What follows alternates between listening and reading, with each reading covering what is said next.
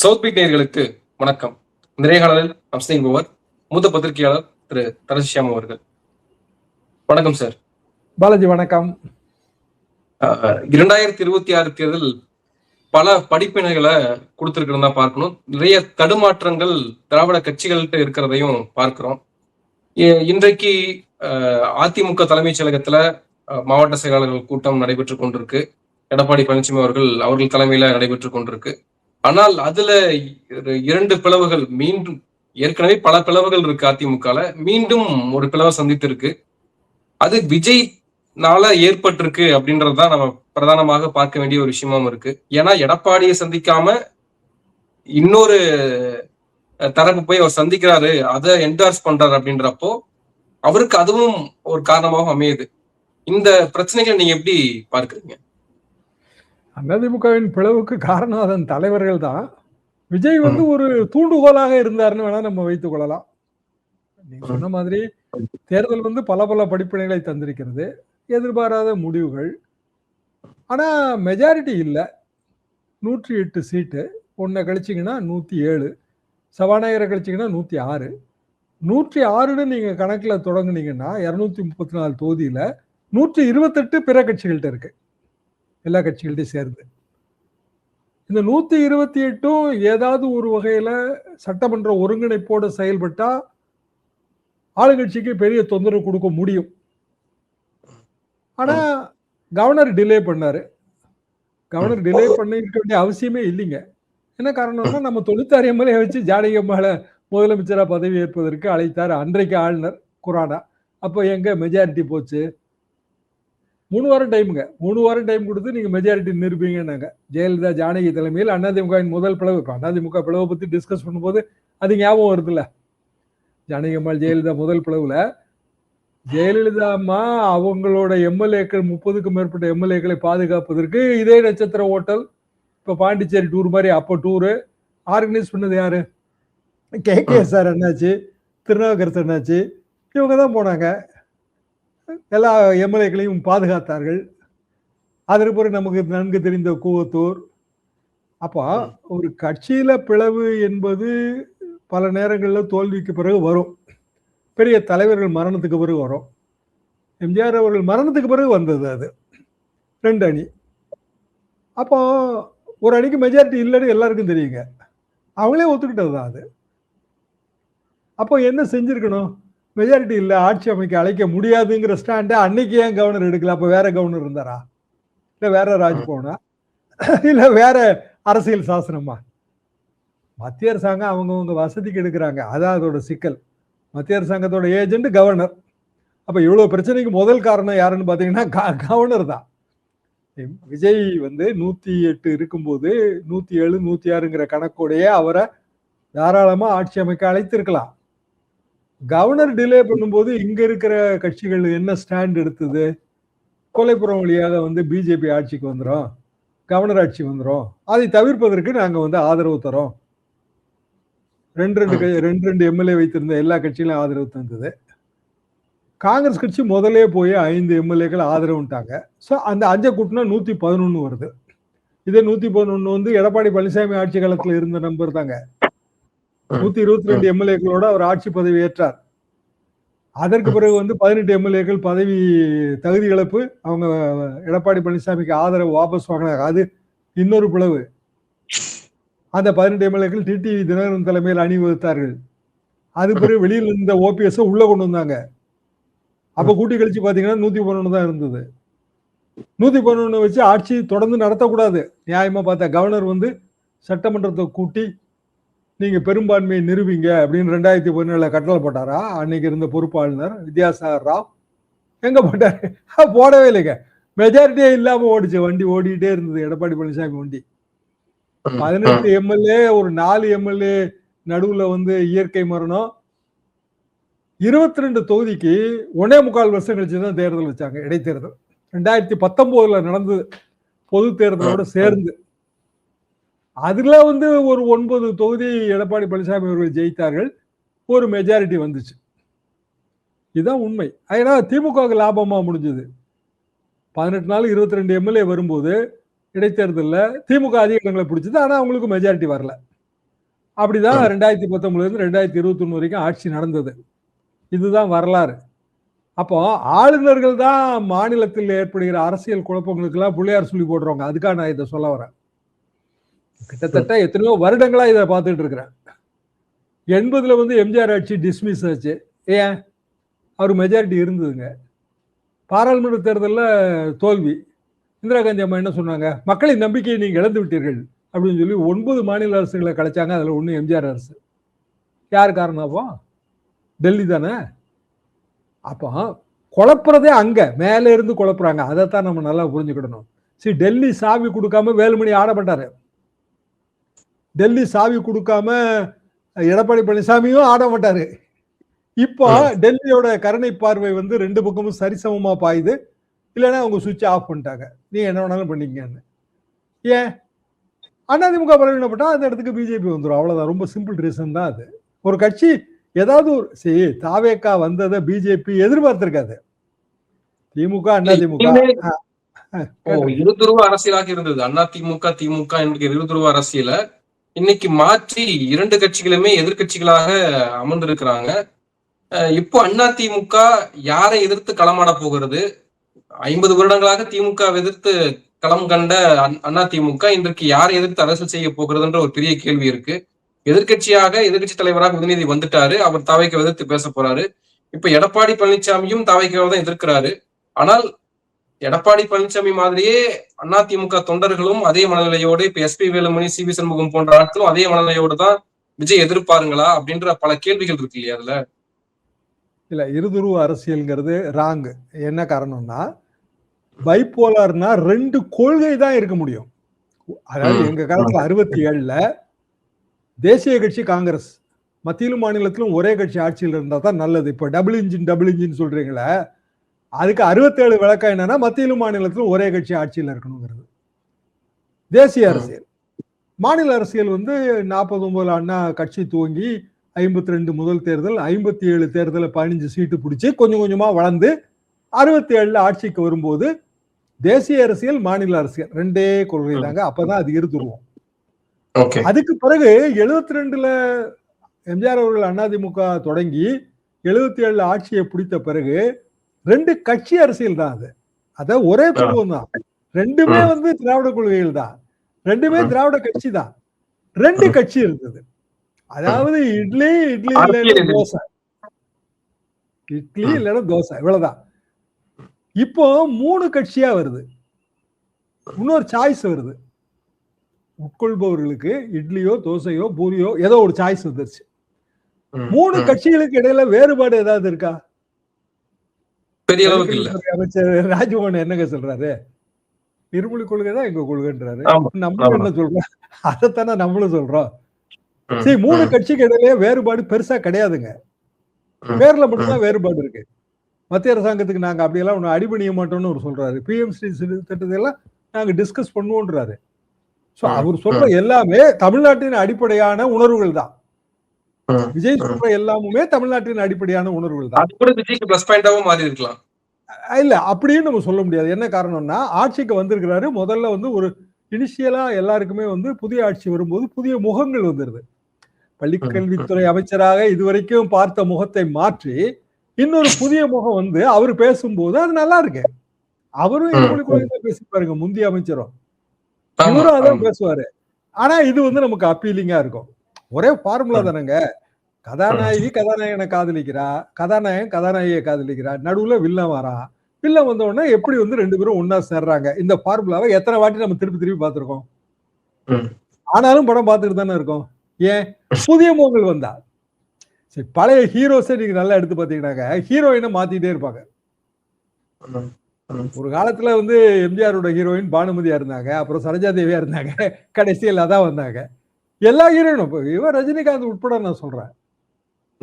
அதாவது அரசியல் ஒண்ணுதான், ஹீரோயின் மாறிட்டே இருக்காங்க. ஒரு சுவாரஸ்யத்துக்காக தான் ஆட்சியே மாற்றம் நடந்திருக்கா? அப்படிதான் வருங்க. அதாவது சரி, ஒரு தலைமுறை, இன்னும் சொல்ல போனா 2 தலைமுறை புதுசா வந்துருது உள்ள. இந்த 2 தலைமுறை வரும்போது மிக இயல்பாக திமுக அதிமுக யார் வந்தாலும் பழைய ஆளதானங்க பார்க்கணுங்கிற ஒரு மனோபாவம் வந்துடும். சோ இன்னொரு வாய்ப்பு கொடுத்துருக்காங்க நமக்கு. எனக்கெல்லாம் என்ன சந்தோஷம்னா, இது நல்ல விஷயம்தான். ஏன்னா ஃபர்ஸ்ட் டைமா தேர்தல்ல சாமானியர்கள் வெல்லலாங்கிற ஒரு எண்ணம் வந்திருக்கு. இப்போ எனக்கெல்லாம் அந்த நம்பிக்கை வந்துருச்சு. சாமானியர்கள் இப்ப நம்ம முஸ்தபா நம்ம எல்லாருக்குமே தெரிஞ்சவர் தான். நீங்க கூட பேட்டியெல்லாம் எடுத்திருப்பீங்க. அப்போ ஷேக் தாவூத்கிட்ட இருந்தாரு, அப்புறம் ஜவஹர்லால்கிட்ட இருந்தாரு, அப்புறம் வந்து அமமுக ஆதரவுல அமமுகல இருந்தாரு. ரொம்ப சாமானியமானவர் தாங்க அவரு. பெரிய அளவுக்கு பண வசதிலாம் கிடையாது. மதுரையில அவரை எதிர்த்து போட்டி போட்டது ஒண்ணு பிடிஆர், பெரிய குடும்பத்தை சேர்ந்தவர் தியாகராஜா. இன்னொருவர் சுந்தர் சி, பெரிய சக்சஸ்ஃபுல் சினிமா டைரக்டர். இவங்களை எதிர்த்து ரொம்ப சாமானியரான முஸ்தபா பெரிய பண செலவெல்லாம் இல்லாம பெரிய அளவுக்கான பணிகள்லாம் செய்யாமலேயே வெற்றி பெற்றாரு. ஆனா இனி அடுத்த சாமானியதானே தெரியலையே. ஒற்றை முகமா தானே தேர்தலை சந்திச்சாங்க. ஒற்றை முகமோ இரட்டை முகமோங்க, ஜெயிச்சது சாமானியர்கள். அடுத்த வாட்டி இதே சாமானியர்கள் களம் காணும் போது அவங்களோட சாதனைகள் தான் அப்புறம் களத்துல பேசும். அப்ப அந்த ஒற்றை முகம் நிக்காது. அப்ப இனி சாதனைகள் செய்ய வேண்டியது இவங்களோட பொறுப்பு. செய்வாங்களா இல்லையாங்கிறதெல்லாம் அது காலம்தான் பதில் சொல்ல முடியும். அரசியல்ல நல்ல ஞாபகம் வச்சுக்கோங்க, தோல்வி ஏற்பட்டால் சன்னிதானத்திலிருந்து உடனடியா சமையல் கிட்ட போய் சேர்ந்துருவீங்க. இறங்குமோ அது சன்னிதானத்தில் இருப்பீங்க. ஐயா நீங்க தாங்க ஐயா, எல்லாமே நீங்க தானே விழுந்து கும்பிட்டு இருப்பாங்க. ஐயாவுக்கு சரியான முறையில மக்கள் ஆதரவு தரலைன்னா ஐயா சரியில்லைங்க சமையல் கட்டுக்கு போக வேண்டியதான்ருவாங்க. சன்னிதானத்திலிருந்து சமையல் கட்டுக்கு போறதுக்கு ரொம்ப காலம் ஆகாது. இப்ப எடப்பாடி பழனிசாமி பெற்ற வெற்றி குறைந்த வெற்றின்னு எப்படி சொல்ல முடியும்? ஜெயலலிதா வெறும் 4 சீட்டு தானே ஜெயிச்சாங்க 96ல. எவ்வளவு பெரிய தோல்வி. அது பிறகு கட்சி பிளவுபடுதா பிளவுபடலையா? திருநாவுக்கரசன் தலைமையில போட்டி பொதுக்குழு நடக்கலையா? நடந்தது இல்ல. சரி, இவ்வளவு பேசுற செம்மலைங்க 2017ல அவர் ஏன் போய் வந்து 3 பேரோட சேர்ந்து மனு கொடுத்தாரு? மதுசூதனன், ஓ பன்னீர்செல்வம், செம்மலை. 122 எம்எல்ஏ எடப்பாடி பழனிசாமி டேல இருந்தாங்க. அப்போ சசிகலா தலைமையை ஏற்றவர்கள். சசிகலாமா ஜெயிலுக்கு போன பிறகு எடப்பாடி வந்தாருங்க. சசிகலாமா தலைமை ஏற்றவர்கள் 112 பேர். 11 பேர் 12 பேர் தான் ஓபிஎஸ் தலைமை ஏற்றாங்க. அப்புறம் எதுக்கு வந்து இவர் ஓபிஎஸோட சேர்ந்து செம்மலை தேர்தல் ஆணையத்தில் போய் மனு போட்டாரு? அப்போ ஜெயலலிதா ஆன்மா வந்து அவர் ஒன்றும் செய்யலையா? அப்போ ஜெயலலிதா அவர்கள் மரணம் அடைந்து சில வாரங்கள் கூட ஆகலைங்களே. கல்லறையின் ஈரம் காய்வதற்குள்ளேயே நீங்கள் மனு போட்டீர்களே, ஏன்? அதான் அரசியல். மனு போட்டதை நான் தப்புன்னு சொல்லல. இப்போ வந்து அவர் மாத்தி பேசுறாரு. கட்சி போற போக்க பார்த்தா எனக்கு ரொம்ப கவலையா இருக்குங்க அப்படின்னு. கட்சி போற போக்குக்கு 2017 நீங்க ஒரு காரணம். கூத்தூர் ரிசார்ட்ல நீங்க இருந்தீங்களா இல்லையா? அப்போ இப்ப இவங்க பேசுற எல்லாமே கட்சிக்காக, அம்மா ஆன்மாவுக்காகன்னு பேசுறதெல்லாம் பம்மாத்து. அப்படி இது வரைக்கும் அப்படியெல்லாம் ஒண்ணு நடந்துக்கல யாரும். எல்லாமே பதவி சண்டை தான். ஒரு சைடுக்கு நீங்க சொன்ன மாதிரி ஆரம்பத்துல சொன்ன மாதிரி விஜய் போய் நேரடியாக பார்த்த உடனே ரைட்டா எட்டுற தூரத்துல அமைச்சர் பதவி இருக்கு. வேலுமணி என்ன நினைக்கிறாரு? பழையபடி நம்ம தாங்க நகராட்சி அமைச்சரை, அப்புறம் பல்பு வாங்குவாங்க, பினாயில் வாங்குவாங்க, ஒரு கை பார்த்துக்கலாம். அவர் என்ன சிவிஎஸ் என்ன நினைப்பாரு? நான் தாங்க இனிமேல் சட்டத்துறை அமைச்சர், பார்த்துக்கலாங்க ஒரு கை. ஆனா விஜய் வந்து அதை செஞ்சு கொடுப்பாரான்னு நமக்கு தெரியாது. இவங்க நினைக்கிறாங்க. அப்போ இல்ல, அதனாலதானே 25 பேர் ஆதரவு தராங்க. சட்டப்படி பார்த்தா வந்து பேரண்ட் பார்ட்டியில ஏற்படுற பிளவை பற்றி சபாநாயகர் கவலைப்படுவதற்கோ நடவடிக்கை எடுப்பதற்கோ அதிகாரமே கிடையாது. ஏன்னா அது தேர்தல் ஆணையத்தோட அதிகாரம். அதனாலதான் நான் இந்த ஆரம்பத்தில் செம்மலை உதாரணம் சொன்னேன். பேரண்ட் பார்ட்டியில ஒரு பிளவு ஏற்படுது. சசிகலாவை பொதுச்செயலாளர் தேர்ந்தெடுத்தது செல்லாது. ஒரு பார்ட்டியில பிளவு ஏற்படுது, ஓபிஎஸ் தர்மயுத்தம். உடனே முதல் பெட்டிஷன் எங்க போகுது பாருங்க? தேர்தல் ஆணையத்துக்கு போகுது. ஏன்னா கட்சி பிளவுகளை அதுதான் விசாரிக்க முடியும். 10 பேரோ 20 பேரோ 30 பேரோ கட்சியில பிளவுங்க, அதை விசாரிக்க வேண்டிய அத்தாரிட்டி அங்கதான். சிவில் மேட்டரை கொண்டு போய் நீங்க ரிட்டு பெஞ்சிலேயே போட முடியும்? சிவில் மேட்டர் சிவில் கோர்ட்ல தானே போட முடியும். அதே மாதிரி இது சிவில் மேட்டருங்க. கட்சி சின்னம் அது தேர்தல் ஆணையத்தோட சொத்து, பயன்படுத்துகிற உரிமை தான் கட்சிக்கு. கட்சி பேரு அது தேர்தல் ஆணையம் பதிவு கொடுத்துருக்கு. பதிவு எடுத்துட்டா உங்களுக்கு கட்சி பேர் கிடையாது. இந்த 2017 ஆர்கே நகர் 1.0 எலெக்ஷன் வந்தப்ப என்ன ஆச்சு? அதிமுக பேரு 2ஆ பிரிஞ்சுதா இல்லையா? சின்னம் என்ன ஆச்சு? டெம்பரரி நான் யூஸுக்கு போச்சா இல்லையா? ஒருத்தர் ரெட்டை மின் விளக்கு தானே வச்சிருந்தாங்க, ஒருத்தர் வந்து தொப்பி தானே வச்சிருந்தாரு டிடிவி. அது தேர்தல் ஆணையத்தோட வேலை, சபாநாயகர் வேலை கிடையாது. சபாநாயகர் சட்டமன்றத்துக்குள்ள யாரை ரெகக்னைஸ் பண்ணணும், பேரண்ட் பார்ட்டி கொடுக்குற லெட்டர் தான் ரெகனைஸ் பண்ண முடியும்.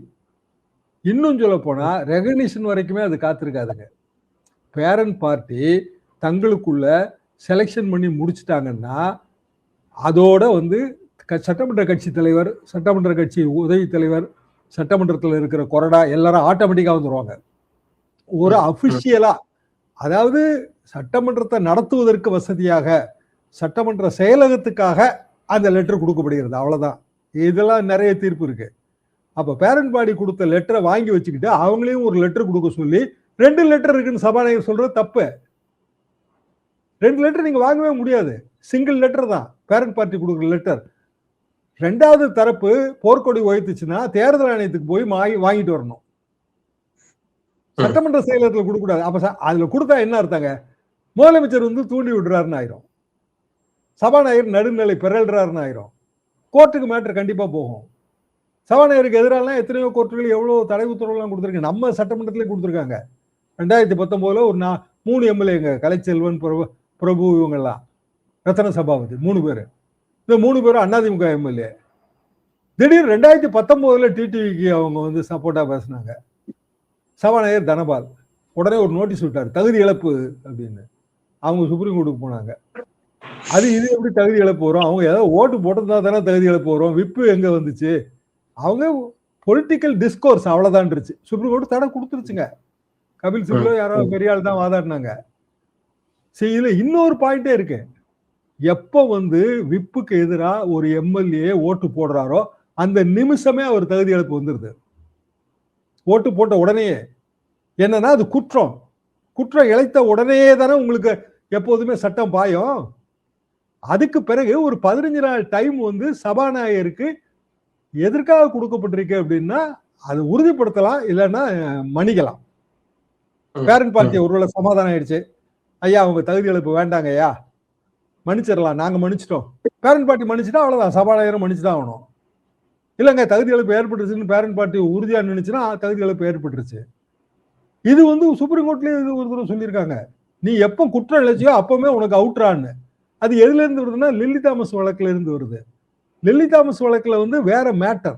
என்ன மேட்டர்னா, இது வரைக்கும் எப்படி இருந்ததுன்னா, லில்லி தாமஸ் வழக்கு வர்ற வரைக்கும் எப்படி இருந்துச்சுன்னா, ஏதாவது ஒரு வகையில தண்டனை கிடைச்சா அதுக்கு பிறகு அப்பீல் பீரியட் இருக்கு இல்லைங்களா, அந்த அப்பீல் பீரியட்லாம் முடிஞ்சா தான் அவங்களுக்கு தகுதி இழப்பு வரும் அப்படின்னு அப்படிதான் இருந்ததுங்க சட்டம்.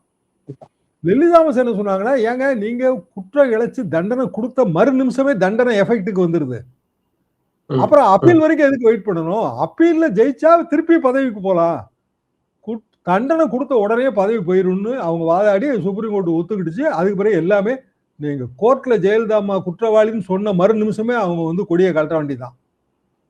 இதுக்கு ஒரு மாற்று சட்டம் கொண்டு வரதுக்கு அரசு முயன்றது, மன்மோகன் சிங் அரசு. இதே ராகுல் காந்தி இப்படி மாற்று சட்டம் கொண்டு வரக்கூடாதுன்னு சொல்லி பாராளுமன்ற படிக்கட்டு வாசல்ல, அப்ப அவர் ஆளுங்கட்சியோட அங்கம், கிழிச்சு போட்டாருங்க அந்த சட்ட திருத்தத்தை. அப்புறம் வாபஸ் வாங்கினாங்க. அதாவது குற்றம் இழைத்த உடனேயே தண்டனை அமலுக்கு வந்துடும். இதான் சிம்பிள் பிரின்சிபிள்.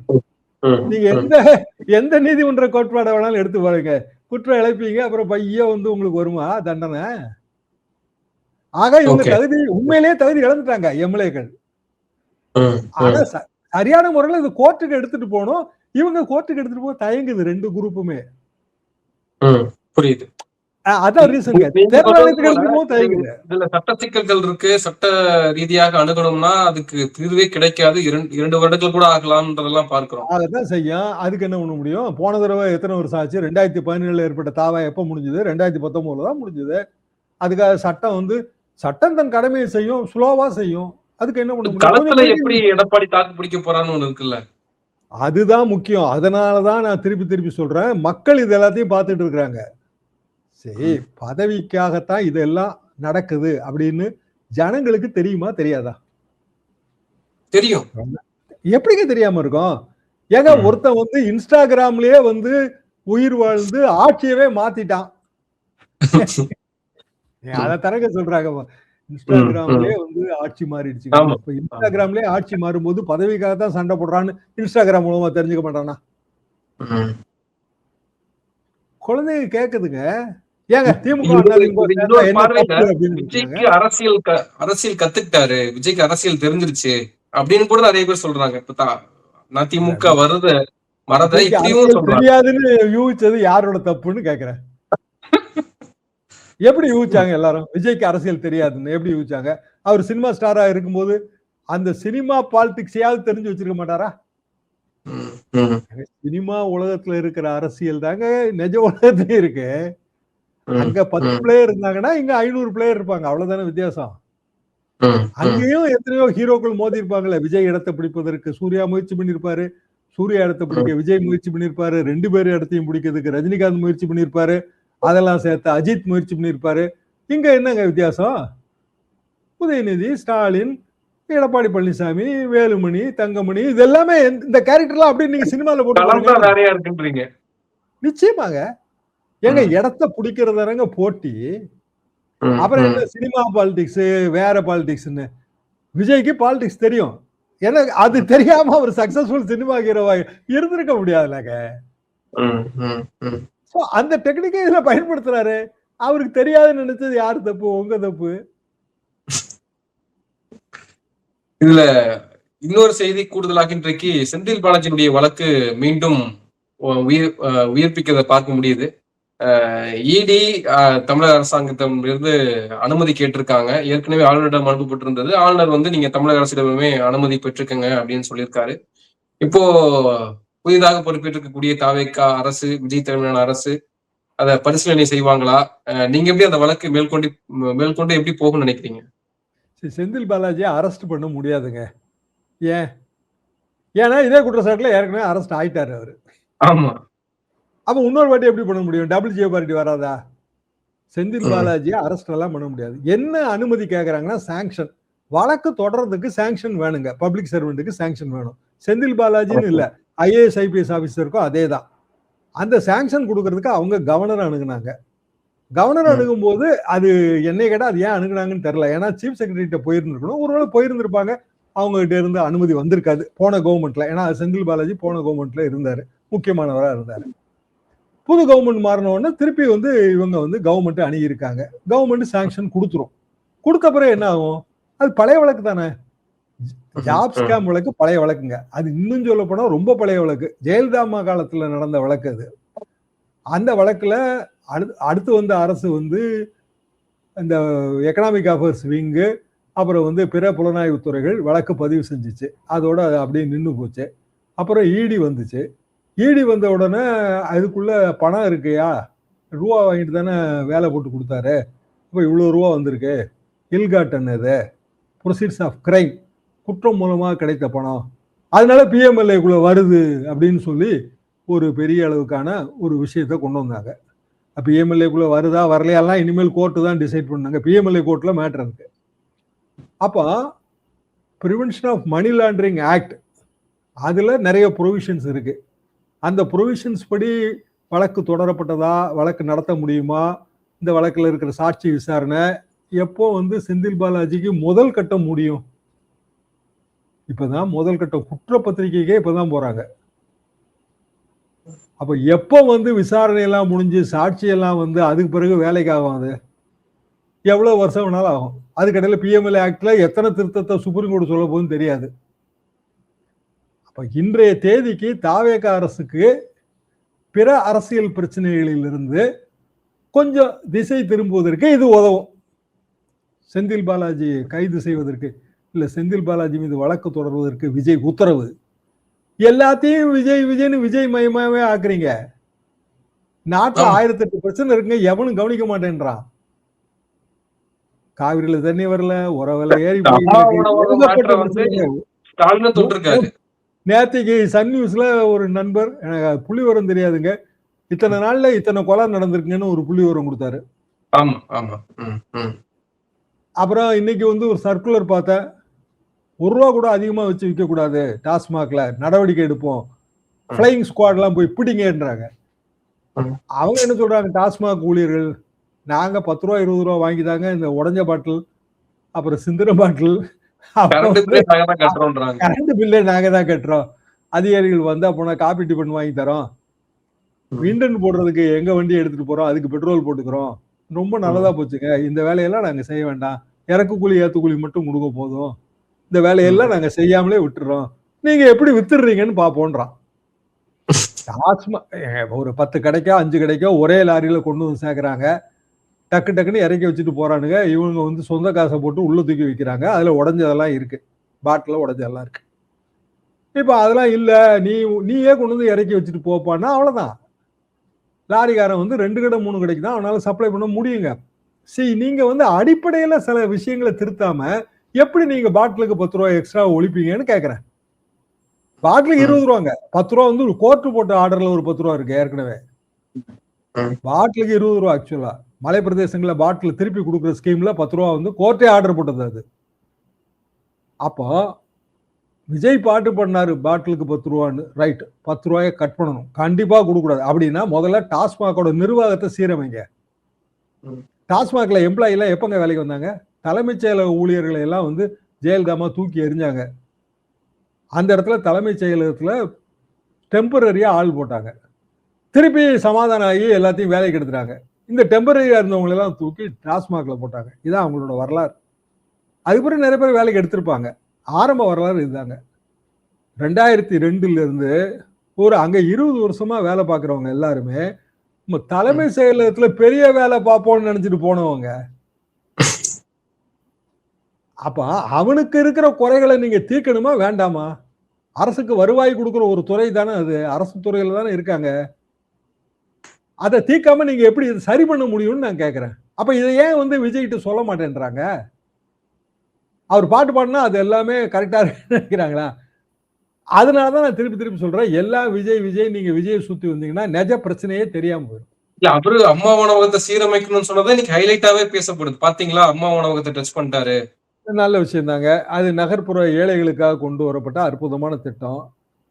ஆனா ஸ்டாலின் அவர்கள் காலகட்டத்திலேயே உங்களுக்கு நல்லா ஞாபகம் இருக்கும். அம்மா உணவகத்துக்கு அவரு இன்ஃபீஸ் தான் போனாரு. இன்னொரு ஐயா உணவகம் கொண்டு வரணும்னு முயற்சி பண்ணாங்க, நடக்கல.